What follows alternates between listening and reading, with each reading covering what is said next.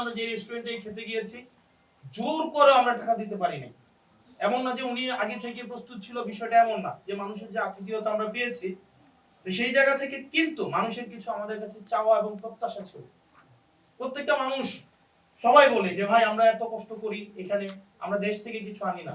এই যে এখানেও আমরা হচ্ছে পরিশ্রম করে যেই দুই চার পয়সাটা আমরা দেশে পাঠাই, দেশের অর্থনীতির চাকাটা যেন সচল হয়, সেটার জন্য সবসময় আমরা সচল থাকি। কিন্তু দুর্ভাগ্যজনক বিষয়, আমরা যখন এয়ারপোর্টে যাই, সেই জায়গা থেকে হচ্ছে আমাদের দুর্গতি শুরু হয়। এয়ারপোর্টে যাওয়ার পরই মনে হয় যে আমরা এই দেশ মানুষ না, আমাদের দিকে এমন ভাবে তাকানো হয়, আমাদেরকে এমন ভাবে ট্রিট করা হয়, আমরা মনে হয় যে আমরা দেশের জন্য একটা বোঝা। এটা আমাদের এক দীর্ঘ সময়ের একটা বাস্তবতা, আমাদের এটা রাষ্ট্রীয় দুর্বলতা এবং আমাদের কাঠামোগত একটা দুর্বলতা যে আমরা এখনো পর্যন্ত, আমি যখন হিথ্রো বিমানবন্দর দিয়ে আসলাম, সেখানে আসলে আসার পরে সেখানে জাস্ট দুইটা গেট ছিল। একটা গেট ছিল যে ইউরোপিয়ান পাসপোর্ট শুধুমাত্র হোল্ড করে তারা একটা গেট দিয়ে যাবে, আর এটা হচ্ছে নন ইউরোপিয়ান পাসপোর্ট যারা হোল্ড করে তারা একটা গেট দিয়ে যাবে। অথচ আপনি বাংলাদেশে যান, আপনি গিয়ে দেখবেন ভিআইপি, সিআইপি, এইপি, সেইপি, সাধারণ, এইটা সেটা। অথচ দেখেন এই ভিআইপি মানুষদের মধ্যে বেশিরভাগ মানুষই হচ্ছে দেশ থেকে বিদেশে টাকা পাচার করে। যারা টাকা পাচার করেছে, বিদেশে বেগম পাড়া বানাইছে এবং এই যে দীর্ঘ সময় লুট করে এখন বিদেশে টাকা পাচার করে, এই লুটের টাকা গতকাল হচ্ছে দুবাই একজনকে ধরেছে। এই তাদেরকেই হচ্ছে আমাদের দেশে রাষ্ট্রীয় পৃষ্ঠপোষকতায় ভিআইপি মর্যাদা দিয়ে দেখা যায় তারাই হচ্ছে কখনোই সাধারণ মানুষের দুর্ভোগটা বোঝার চেষ্টা করে না। সেই জায়গা থেকে আপনারা যেটা বলেছেন আমিও দেখেছি, যেমন আসলে কি কাঠামোটা এমন, আমি 2026 ফেব্রুয়ারির আগে এক ধরনের রাষ্ট্রীয় এক ধরনের একটা পরিচয় ছিল, তারপর একটা পরিচয় বর্তমানে আমি হোল্ড করি। এই কাঠামোটা এমন একটা কাঠামো যেখানে আপনাকে আসলে সার হইতে বাধ্য করবে। আপনি গাড়ি থেকে নামার আগে তিনজন এসে গাড়ির দরজা, এবং আপনি যদি কোনো ক্রমে গাড়ির দরজাটা নিজে খুলেন, আপনার অধীনস্থ যারা তারা আপনাকে এমন একটা সেন্স দিবে যে আপনি বিশাল এক অপরাধ করে ফেলছেন, এবং দুইটা বাক্য বললে অন্তত 12 বার স্যার বলবে যে sir sir ji sir sir sir sir sir, মানে the kind of sense you will be given যে আপনি 15 দিন না যাইতেই হচ্ছে আপনি একটা ফিল করে আপনি, মানে আমরা বলি না যে আমরা সবাই ইকুয়াল, কিন্তু ওই সময় একটু পরে মনে হবে, কিছুদিন পরে মনে হবে আমরা মোর ইকুয়াল। কারণ রাষ্ট্র তো আমাকে কিছু সুযোগ সুবিধা দেয়, আমার অধীনস্থ কিছু মানুষ থাকে, আমাদের সিস্টেমটা আসলে আমাকে ভিআইপি হইতে বাধ্য করে। এয়ারপোর্টে আসার সাথে সাথে আমার লাগেজটা, আমি আগে যখন মানে ডোমেস্টিক ফ্লাইটে যখন যাইতাম তখন হচ্ছে আমি কখনোই I never VIP get or anything. আমি যখন গত এই ইংল্যান্ডে আসার পথে নামার সাথে সাথে দুইজন এসে লাগেজটা টাইনে নিয়ে, স্যার স্যার আপনার তো 2 ঘন্টা আছে, এই রুমে বসেন, এখানে কফি এটা সেটা, এবং কোনো হ্যাসেলই বুঝি নাই। আর এর আগে যখন যাইতাম 6-7 বার যখন বিভিন্ন ডোমেস্টিক জায়গায় গিয়েছি, ওখানে লাইন ধরতে হয়েছে, জুতা খুলতে হয়েছে, এবং আমাদের হয়তো জুতা খোলা লাগে না, কিন্তু আমরা যখন দেখতাম মানুষ জুতা খুলতে, মনে হয় যে একটা ডাকাত বা চোর দেশ থেকে অনেকটা, মানে 8-10 বছর পরে যদি বিদেশে যায় প্রিয়জনদের জন্য কিছু একটা নিয়ে যায়, এগুলা কেটে কেটে হচ্ছে এয়ারপোর্টে রেখে দেওয়া হয়। একটা তৃতীয় শ্রেণীর মানুষ হিসেবে তাকে ট্রিট করা হয়। আমি আপনাদেরকে কথা দিয়ে যাচ্ছি, আমি আসাদুল্লাহ আপনাদেরকে কথা দিয়ে যাচ্ছি, যতদিন না পর্যন্ত এয়ারপোর্টে আমি আমার জায়গা থেকে পরিবর্তন তো শুরু করতে হয় কোনো না কোনো একটা জায়গা থেকে। আমি আপনাদেরকে কথা দিয়ে যাচ্ছি, আমি আমার জীবনে লাস্ট এইখানে আসার পথে ভিআইপি ব্যবহার করেছি এবং এটাই শেষবার। এবং আমি এটা নিশ্চিত করতে চাই, আনটিল এন্ড আনলেস আমরা সবার জন্য ইকুয়াল সার্ভিস এনশিওর করতে পারছি, ততদিন সবার জন্য ইকুয়াল সার্ভিস, ইকুয়াল ট্রিটমেন্ট আমরা এনশিওর করতে পারছি, ততদিন পর্যন্ত এই ভিআইপি সার্ভিস আমি ব্যক্তিগতভাবে পরিহার করলাম। এটা হচ্ছে আমি ব্যক্তিগতভাবে এটা ব্যবহার করব না। একই সাথে সাথে আমি আমার জায়গা থেকে চেষ্টা করব, সংসদে হোক এবং পলিসি মেকিং এ হোক, সব জায়গায় চেষ্টা করব প্রবাসীদের, রেমিটেন্স যোদ্ধা যারা রয়েছে, বিভিন্ন ডায়াসপোরা কমিউনিটি রয়েছে, তাদের যেন কোনোভাবেই আপনার হচ্ছে এই এয়ারপোর্টে হয়রানি যেন বন্ধ করা হয়। একই সাথে সাথে সিলেটের এয়ারপোর্টকে যেন আধুনিকায়ন করা হয় এবং ঢাকা এবং সিলেটের যে আপনারা সরাসরি যে যোগাযোগের বিষয়টা বলেন, সেটার কারিগরি অথবা হচ্ছে সেটা সমীক্ষা নিশ্চিত করবে, সেটাকে আমি জেনে আসলে কথা বলতে হবে।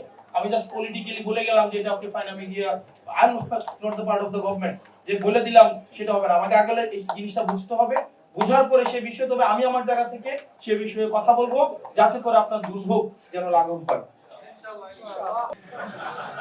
ডাক্তার কামাল হোসেনকে বলতেছে যে উনি কিসের ডাক্তার, একটা ফার্মেসিও নাই।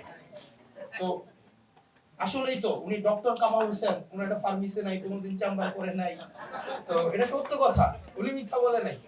তো উনার প্রতিদ্বন্দ্বী প্রার্থী যিনি এই ধরনের মন্তব্য করেছেন উনি কিন্তু নির্বাচনে জিতেছেন, অথচ ডক্টর কামাল হোসেন নির্বাচনে জিতে নাই। এটা হচ্ছে যিনি হোক আমি জানি না। তো সেই জায়গা থেকে আমরা চাই ডায়াসপোরা কমিউনিটিকে আমরা এইভাবে দেখতে চাই না যে আমাদের পার্টির ফান্ড লাগবে তাদের সাথে আমরা এই কারণে একটা ভালো সম্পর্ক রাখবো। আমরা যে ভাই আমাদের জন্য টাকা পাঠান, এইটা শুধুমাত্র ডায়াসপোরা কমিউনিটিকে রাজনৈতিক দলগুলা মূলত হচ্ছে আপনার একটা মানি সোর্সিং এর একটা মিনস হিসাবেই তারা মূলত ট্রিট করে। এটা হচ্ছে প্রাইমারি উদ্দেশ্য। আমরা এনসিপি সেই জায়গা থেকে আপনাদেরকে কমিটমেন্ট দিতে চাই, আমরা বাংলাদেশে আপনি এনসিপি কে পছন্দ করেন বা না করেন, আপনি যে কোনো গণতান্ত্রিক দলের অংশ হন সেটা আমরা চাই।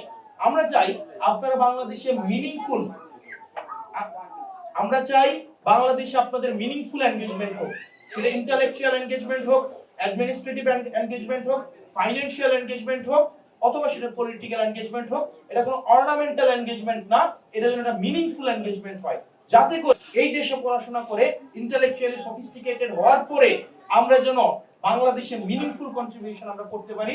সেজন্য আমরা এনসিপি থেকে ডায়াসপোরা কমিউনিটির কাজ করার ক্ষেত্রটাকে আমরা অনেক প্রশস্ত করেছি, পলিসি থেকে শুরু করে পলিটিক্যাল আমাদের প্রত্যেকটা অ্যাক্টিভিটিতে আমাদের ডায়াসপোরা কমিউনিটির এনগেজমেন্টটা আমাদের এখানে আমরা রেখেছি। তো প্রিয় ইউকে কমিউনিটিতে আপনারা যারা আছেন আজকে এখানে উপস্থিত হয়েছেন, দেখেন আমাদের রাজনৈতিক বয়স হয়েছে মাত্র 1 বছর, এটা হচ্ছে জুন মাস, 1 বছর 4 মাস, 12 মাস আর 4 মাস হতো কত মাস, 16 মাস। 16 মাসের একটা বাচ্চা আব্বা বলেও ডাক দেয় না।